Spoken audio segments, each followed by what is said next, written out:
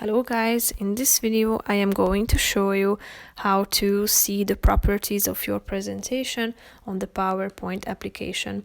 But first I just want to mention, don't forget to subscribe to my channel because at 10,000 subscribers I am going to show you my whole YouTube revenue statistics and growth strategy, how to make money online. So let's jump into it. First of all, open the application on your phone. Now you should go to your home page by tapping on the home icon down below and select your presentation that you are interested in. Click on the relevant one. Now you should tap on the three dots icon in the upper right corner of the screen.